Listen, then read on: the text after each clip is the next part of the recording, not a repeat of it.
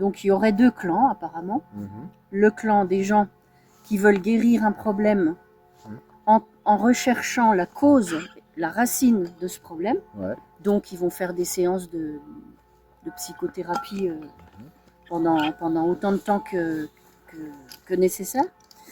Et puis il y a un autre clan qui veut régler ses problèmes sans avoir besoin de connaître les racines de ces problèmes. C'est ça. Voilà. Donc il y a deux types de personnes, deux approches différentes, on va dire. Voilà. Ouais. Voilà. Moi je trouve que c'est... En fait, moi ce que je vois à chaque fois là-dedans, c'est que les excuses sont nombreuses pour pas guérir en fait. Oui. Tu vois ce que je veux dire? Oui, oui. C'est ça en fait. Et ça veut pas dire que, oui. que quelqu'un qui, je sais pas moi, qui trouve la cause, voilà, ne puisse pas guérir. Oui. Mais la personne peut se trouver des excuses pour y aller à reculons ou... bah ouais, c'est vrai. Pour se dire, j'ai trouvé ça, donc j'ai compris ça. Ouais. Et comme, bah en fait, on appréhende toujours avec... Ils peuvent faire moins de bruit avec les, avec les cloches. Vraiment, ils n'ont aucun respect pour nos... Et ouais, donc... bah, t'es pas obligé de savoir les choses, de comprendre la racine des choses pour s'en débarrasser. Voilà, c'est ce que je pense aussi. Ouais. Mais en fait, je pense que c'est une question de responsabilité encore une fois. Comment tu veux que Eh ben, c'est-à-dire que par exemple, quelqu'un qui a un problème, je sais pas, quelqu'un qui est colérique. Un psy va lui dire ben voilà, vous m'avez raconté votre enfance, vous m'avez expliqué que votre mère elle vous a éduqué de telle façon.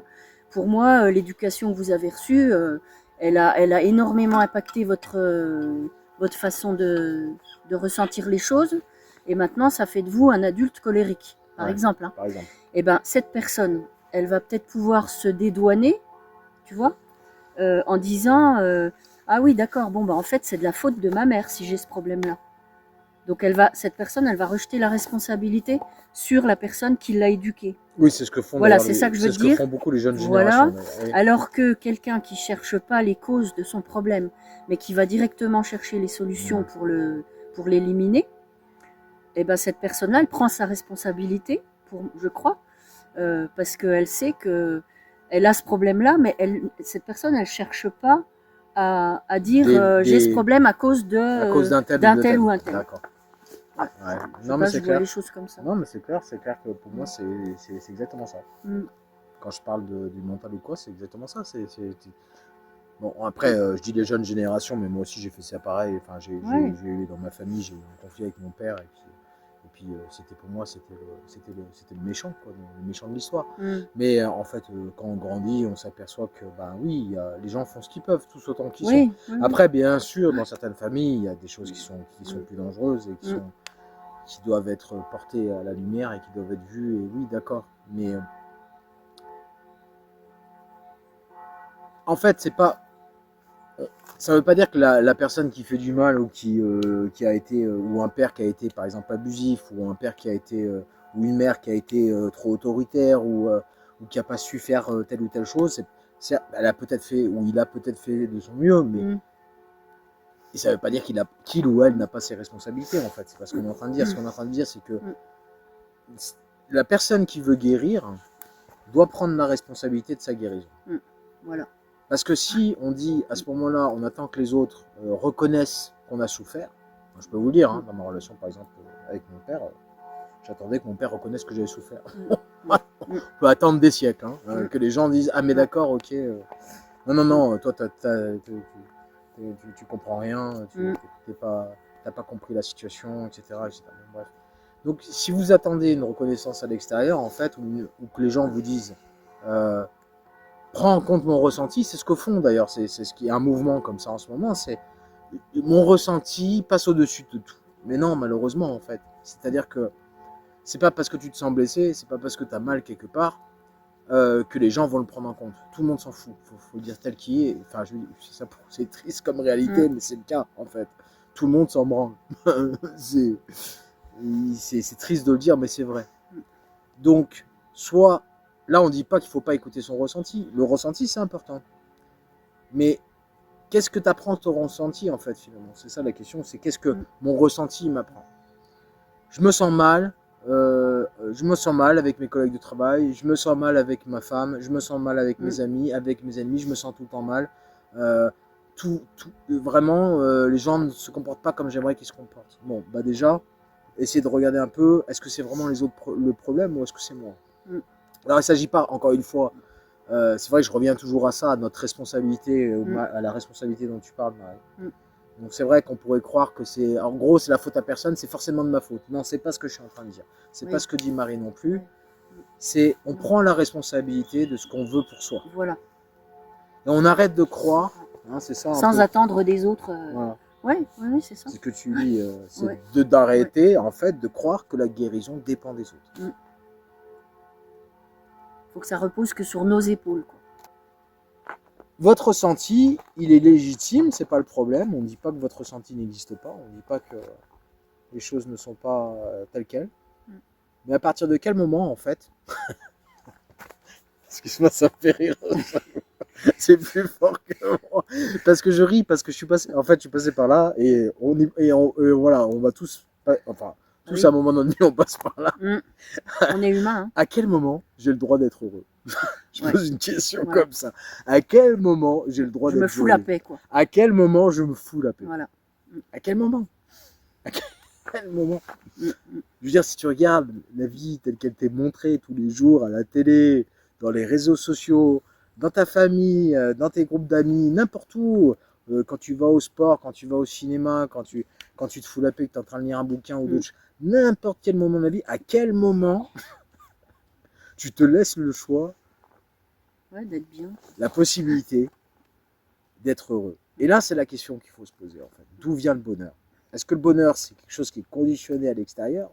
Ou est-ce que c'est quelque chose qui dépend d'un psy, par exemple? Parce qu'on parlait du psy tout à l'heure. C'est parti comme ça, notre discussion. c'est parti comme ça.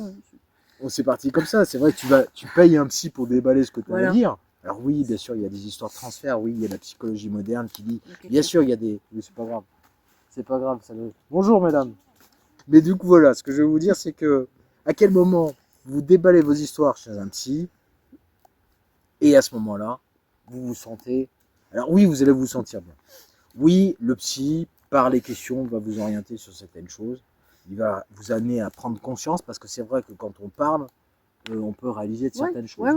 Donc on n'est pas en train de dire que la psychanalyse ou la psychologie moderne, ça vaut rien. Il y a, comme je le dis tout le temps, comme j'ai l'habitude de le dire, en tant que tutologue expert de plateau.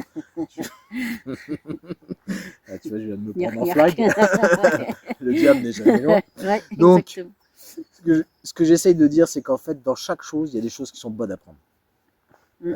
Il faut faire votre expérience. Allez voir le psy, faites des thérapies, allez dans le désert. Bref, faites vos expériences. Voilà. Il faut faire ces expériences. J'arrête de déconner. Tout ça pour dire, est-ce que vraiment, il faut absolument connaître la racine de son problème pour régler celui-ci? En fait, c'est ça la vraie question que je me pose. Voilà. Chacun son opinion. Moi, je pense que c'est pas la peine, enfin, que ça sert pas à grand chose en fait d'analyser tout ça, parce que le truc, enfin, après on va dire qu'on parle encore de temps, mais je trouve que ça fait perdre énormément de temps quand on veut connaître la racine d'un problème. Alors que si on dit voilà, j'ai ce problème-là, on met les cartes sur la table, j'ai ça, je veux me séparer de je veux plus avoir ce comportement-là. Bah, on en tire les conclusions, on se dit pourquoi je veux plus ce comportement-là. Bah, je sais pas, parce que ça rend malheureux mon entourage, je suis désagréable avec les autres, voilà, j'ai plus envie de ça. Bon, à partir du moment où on a fait le constat, quelle solution on va adopter pour évoluer, quoi. Et je pense qu'on gagne beaucoup de temps si on agit comme ça, si on voit les choses comme ça. Donc tu es d'accord, tu es en train de dire que c'est un choix. Ouais, c'est un choix. C'est volontaire. Soit on dit, voilà, j'ai ce problème, je veux le régler, comment je fais? Ou soit on dit, j'ai ce problème, oh, mais pourquoi j'ai ce problème? De quoi ça vient? De qui? Pourquoi?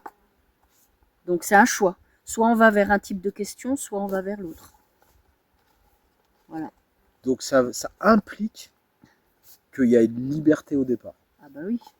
On est libre de choisir soit de se poser les questions. Ça paraît évident, mais ça c'est dans ce monde de victimes, c'est un truc de fou de dire ça. Moi, ça me fait plaisir qu'elle le dise parce que à chaque fois j'ai l'impression de m'acharner sur un truc quand je parle devant.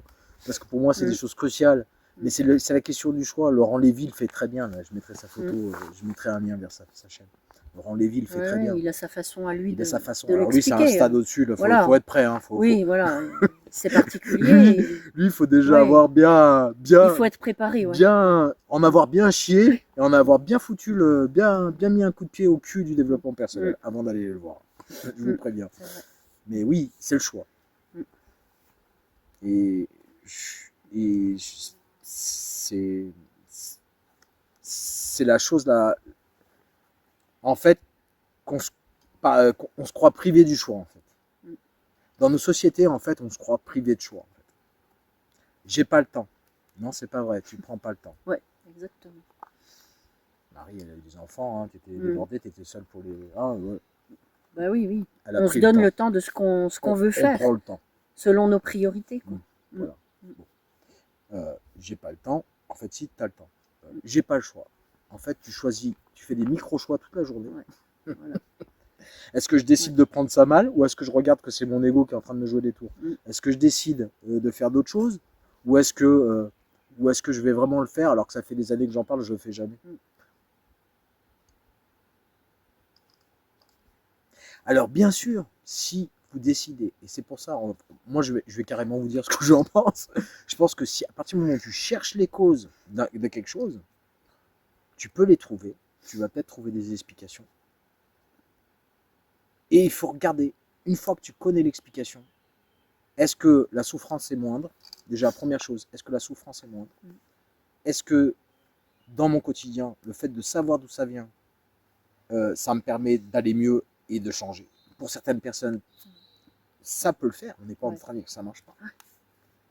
Mais il faut avoir conscience de l'écueil de ce truc. C'est-à-dire qu'à partir du moment où tu commences à chercher des causes et des responsables, tu vas forcément en trouver.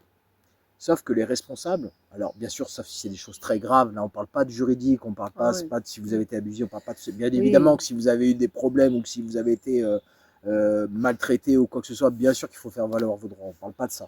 On parle simplement des traumatismes de l'enfance classique, comme tout le monde a eu, des choses qui n'ont pas été réglées, des problèmes psychologiques qui peuvent apparaître, etc. Et ces choses-là, soit vous décidez d'aller voir et de trouver les causes, et à ce moment-là, de comprendre que les gens, vous ne les changerez pas. C'est ça, en fait, moi, que je veux vous dire. C'est-à-dire qu'en fait, n'attendez pas un pardon. Commencez par pardonner. Moi, par exemple, pendant des années avec mon père, ça n'allait pas. J'ai d'abord commencé à pardonner ce que j'estimais impardonnable au départ. Donc, j'ai pardonné. Et à partir du moment où j'ai commencé à pardonner, j'ai pu voir mon père tel qu'il était. Son pardon, pour moi, ça ne me regarde pas. C'est pas ma partie, ça. Qui me pardonne ou pas, je vais vous dire, c'est pas mon business. Ça le regarde. C'est lui avec sa conscience. Et c'est comme ça tout le temps. C'est-à-dire que si vous allez chercher des responsables, vous allez en trouver. Si vous allez trouver des causes, vous allez en trouver. Mais tout ça pour comprendre au bout d'un moment que même quand vous connaissez les causes, même quand vous connaissez les responsables, que ça ne change pas grand-chose finalement à la souffrance du quotidien. Ça va atténuer, vous allez comprendre vos traumatismes. Je ne dis pas que ce n'est pas intéressant d'aller voir de ce côté-là, et encore une fois, chacun fait son expérience. Mais de rester sur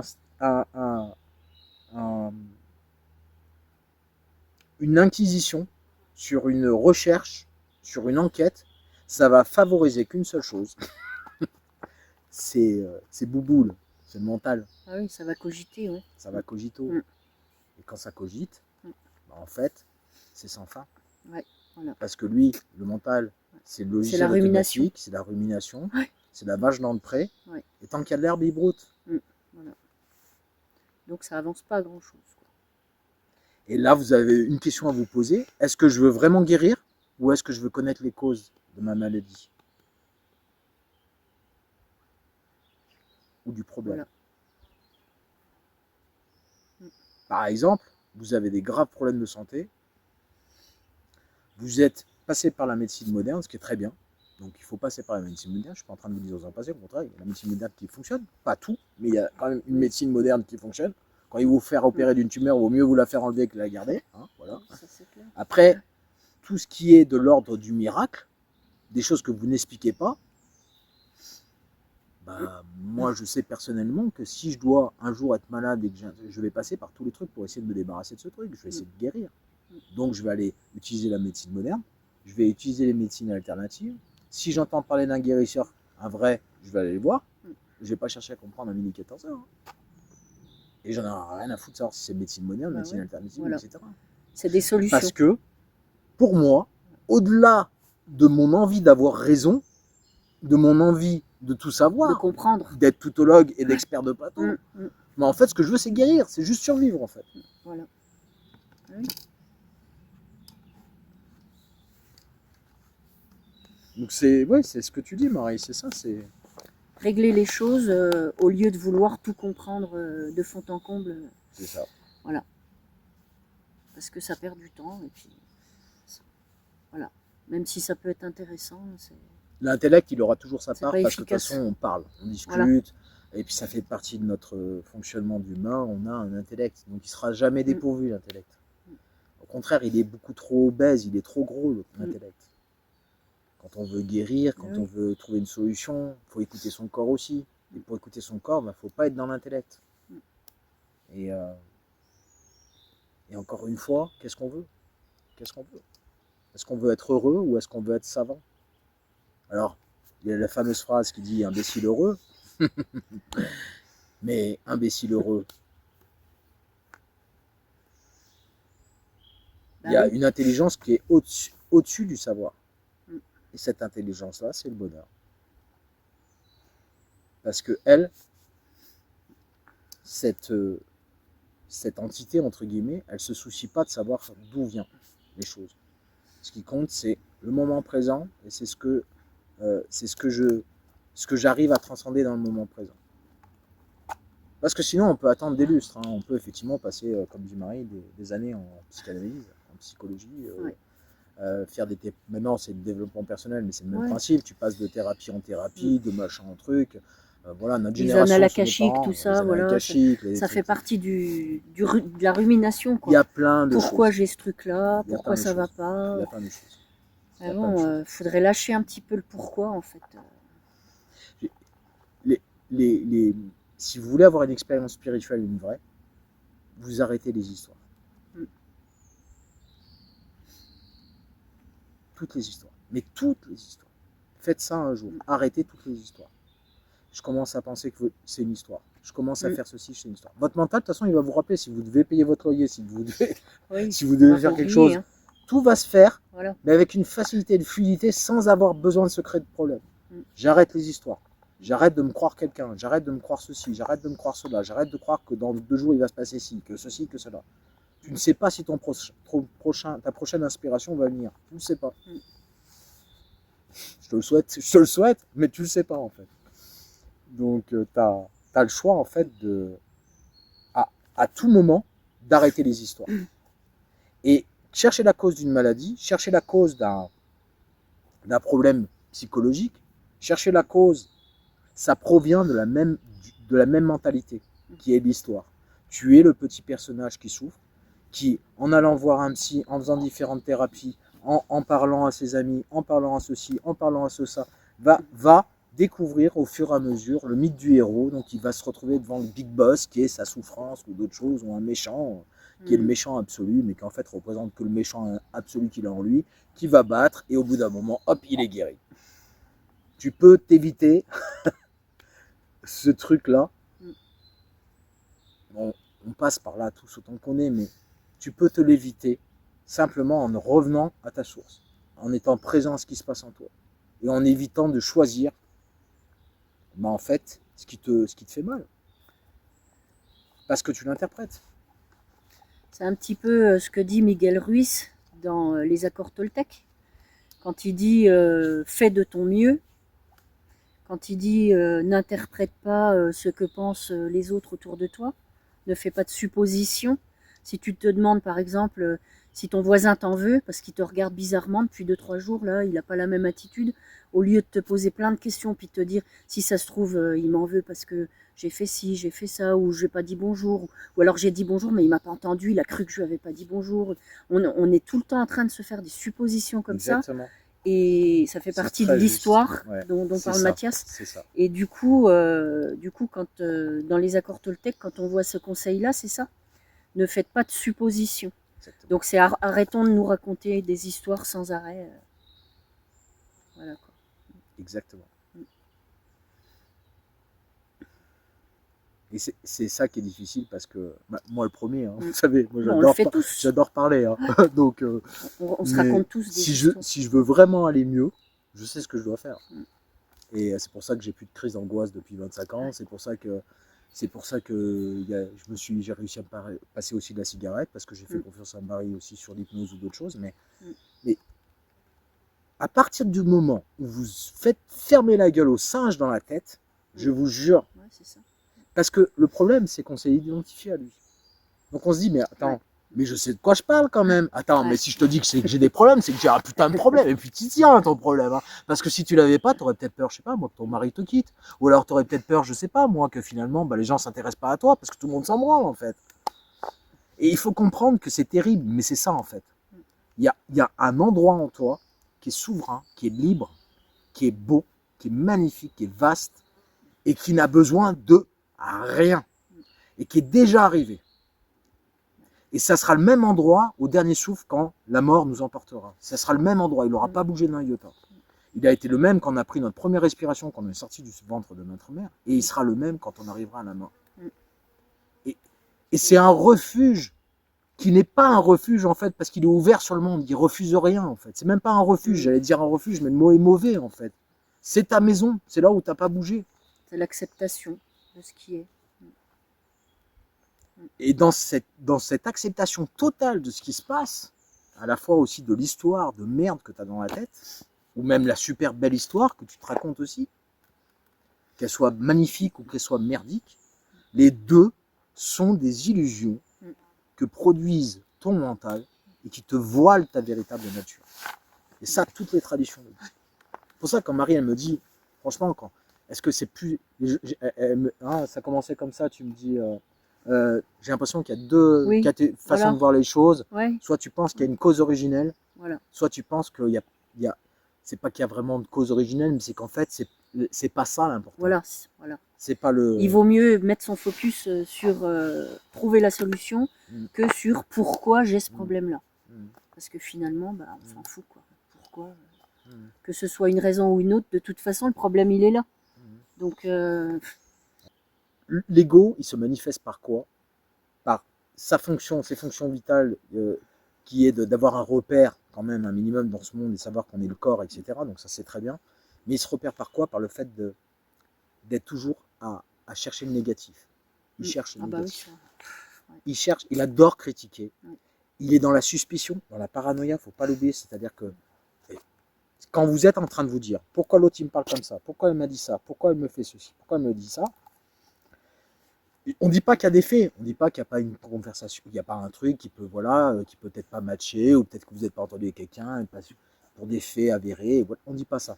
On dit simplement quand vous êtes dans le petit vélo intérieur et que vous êtes en train d'imaginer que les gens ont pensé ça de vous, ou ont dit ça de vous, regardez bien. Parce que c'est le mental qui entretient la suspicion. Pourquoi le mental entretient la suspicion? Que ce soit à l'intérieur de vous ou en fonction de vos relations. Parce que plus vous êtes dans la suspicion, plus vous êtes dans la méfiance, plus vous êtes dans la fermeture à ce qui se passe, et plus vous êtes dans la fermeture à ce qui se passe, et plus vous avez besoin de ce mental. Et c'est un processus normal du mental qui veut que vous ayez toujours cette petite sentinelle, ce petit, vous savez, les suricates là, qui sort là, qui vérifie qu'il n'y a rien, qu'il n'y a pas de problème. Donc, ce suricate là, il est toujours en train de sortir du terrier au moment où tout se passe bien en général. Et il est là pour surveiller qu'il n'y a pas de problème. Ah mais il n'y a pas un truc là, on n'est pas en train de dépasser mon espace vital, on n'est pas en train d'essayer de me faire des choses que j'ai pas envie de faire, est-ce qu'on n'est pas en train d'essayer de me manipuler? On dit pas que ça sert pas, c'est le mental, c'est un outil. En fait. Il est là pour notre survie. Il est là pour vous garder, si jamais quelqu'un essaie d'abuser de vous, si quelqu'un essaie de vous faire mal, et heureusement. Il a le droit d'exister. Il peut nous sauver. Sauf que on a tellement cru que ça allait nous sauver de tout, qu'on lui a donné les pleins pouvoirs. Voilà. Et ces pleins pouvoirs que vous donnez à cette petite voix, qui encore une fois n'est pas la bonne petite voix, eh bien, vous êtes identifié avec elle et vous êtes persuadé que vous avez raison. Et quand on a raison, et c'est le but du mental, il a intérêt à ce que vous croyez que vous avez raison. Parce que c'est son logiciel à lui. Si vous n'avez pas raison, lui, il ne sert à rien. À ce moment-là, on ne sait pas qui est qui, on ne sait pas, on est des légumes, il n'y a plus de différenciation entre les uns et les autres. C'est ça qui va vous sortir comme discours, le mental.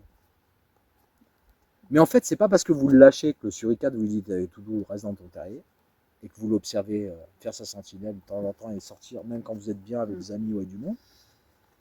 Si vous ne l'écoutez pas, il va se coucher. Ouais, voilà. Il ne va pas mourir pour autant, quoi. Et vous pourrez l'utiliser quand il y aura besoin de l'utiliser. Ouais, voilà. En fait, ce qu'on essaye d'anticiper de faire, c'est de réparer les blessures.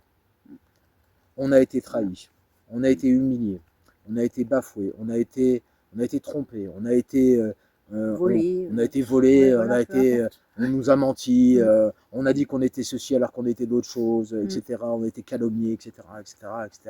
Tous les êtres humains sont passés par là parce que on est des êtres sociaux. Ça fait partie de la vie. Ça fait partie de la vie.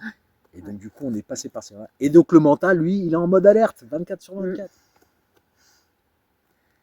En fait, j'ai envie de donner une image qui me vient pour expliquer ça de façon vraiment concrète.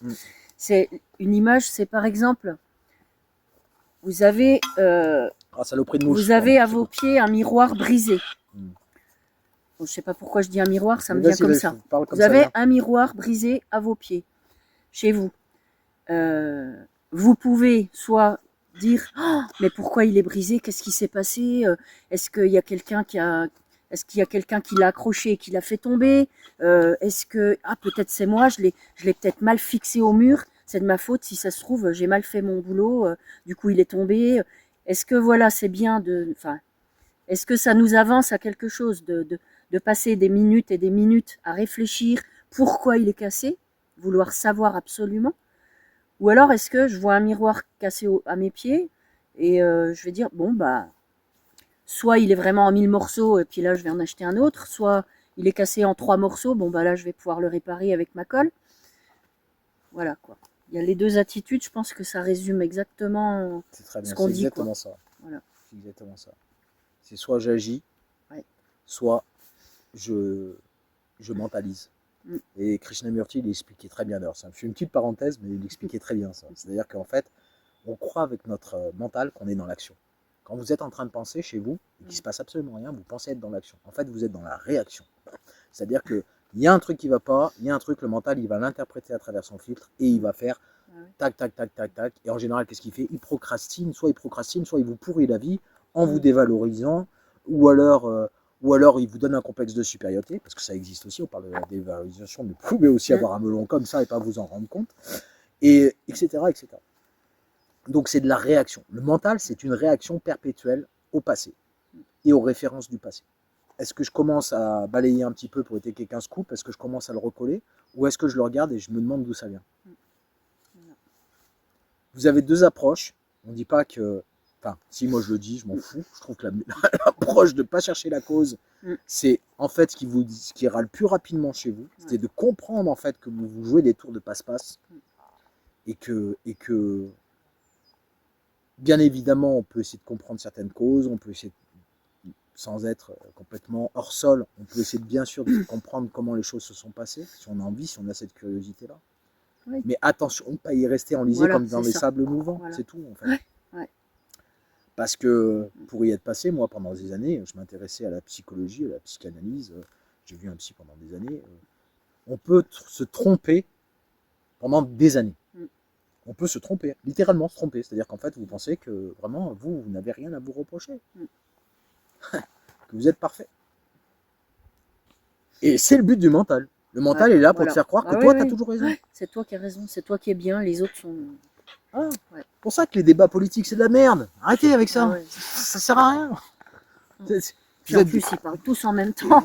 Non, et puis de toute façon, c'est de la manipulation. La manipulation d'opinion. Donc, non, arrêtez, quoi. En fait, et ça ne passera jamais par là. Ça ne passera jamais là. Quand vous êtes avec quelqu'un, que vous discutez sur un truc, votre mental va discuter avec le mental d'en face. Et ça sera une catastrophe, forcément. Et ça ne satisfera aucune des parties. Voilà. Tout le monde reste sur sa fin. Ça ne changera rien. Sauf si, bien sûr, vous êtes en train de débattre sur un truc à l'instant T qui a quelque chose à faire tout de suite. Ouais. Là, on est dans le réel. C'est d'ailleurs pour ça que quand je regarde des émissions où les gens sont vraiment sont plongés dans des situations compliquées où ils doivent vraiment survivre par leurs propres moyens, c'est là où tu vois que le mental, il sert à rien. Il sert à que dalle. Il sert à rien. Les gens, ils sont obligés de bouffer, ils sont obligés de se faire leur propre bouffe, ils sont obligés de survivre. Je pense à Koh Lanta pour pas citer l'émission. Mais j'avais compris.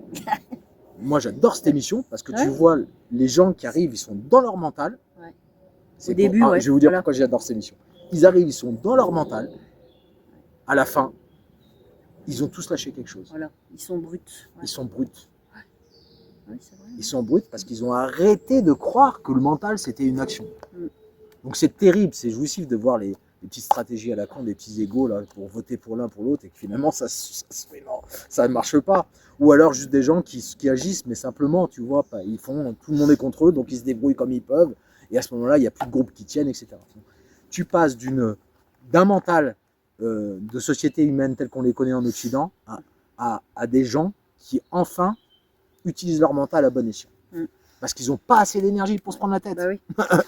Il n'y a plus de place pour le superflu, quoi. Ils bouffent ça de riz par jour, ils sont ils n'ont pas le temps de se prendre la tête. Ils doivent focuser sur les priorités, quoi. Exactement. Manger, dormir. Et tu vois, c'est ce qu'on devrait faire dans notre vie. Arrêter de... Nous, on est les héritiers du siècle des Lumières, des philosophes, etc. En Occident, on a eu beaucoup de choses, et c'est très bien, en fait. Il y a pas de... Je crache pas dessus, au contraire, c'est très bien. Mais là, ce qui nous est demandé, c'est qu'on a développé un certain pan de notre mental, donc analytique. Et là, maintenant, ce qui nous est demandé, nous, dans l'Occident, c'est de revenir à des choses terre à terre, à des choses concrètes, à des choses très simples, en fait. Et c'est normal, ça fait partie des égrégores de société, des égrégores de nations. On passe par des stades comme un individu passe par un stade. Donc nous, si tu veux, on n'a plus besoin de philosopher, en fait. On a des bases solides, on connaît certaines choses. Maintenant, ce qu'on doit faire, c'est avant tout regarder comme notre mental, notre ennemi intérieur, est en train de nous diviser encore un peu plus chaque jour. Comment, en étant persuadé que j'ai raison et que l'autre a tort, on arrive à se diviser les uns les autres. Parce qu'on est d'accord. Si on est tous d'accord que la politique ne sert à rien, si on est tous d'accord qu'on n'a pas envie que nos enfants soient réduits à de l'esclavage et soient du bétail de consommateurs complètement débilisés, etc., on est d'accord qu'à un moment ou à un autre, nos sociétés, elles vont devoir changer. Donc si elles doivent changer, comment on les change? Si on était tous d'accord que les politiques sont bien tous en train de nous la mettre, parce qu'en fait, eux, ils utilisent le mental à un niveau dont tu n'as même pas idée, parce que pour le coup, la rhétorique, c'est quoi? C'est ça. Donc si tu arrives à ces niveaux-là de manipulation des foules, tu as très bien compris que le pouvoir se jouait au niveau du mental.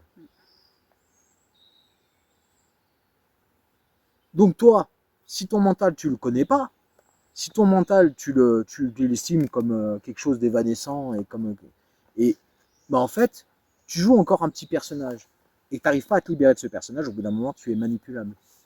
Et on te fera voter pour qui on aura envie de te faire voter, et on t'enverra à la guerre au moment où il faudra t'envoyer à la guerre, et on t'injectera ce qu'on voudra, etc., etc., etc. Donc ce petit débat là, de savoir, tu vois, je reviens toujours à des choses, c'est mon côté, qu'est-ce que tu veux, grande gueule. J'extrapole, mais parce que pour moi, la racine du problème, comme disait Krishnamurti, c'est ça. Et je te jure que quand tu regardes ça tous les jours en toi, tu as le choix soit de te flinguer, je te le conseille pas parce que ce serait dommage, tu as plein de choses à apporter aux gens, et soit de te dire, attention, le loup est dans la bergerie. Avant d'accuser ma copine, avant d'accuser mon copain, avant d'accuser mon patron, avant d'accuser ma famille, avant d'accuser machin truc, qu'est-ce que moi je fais? Qu'est-ce que j'essaye de faire déjà en moi?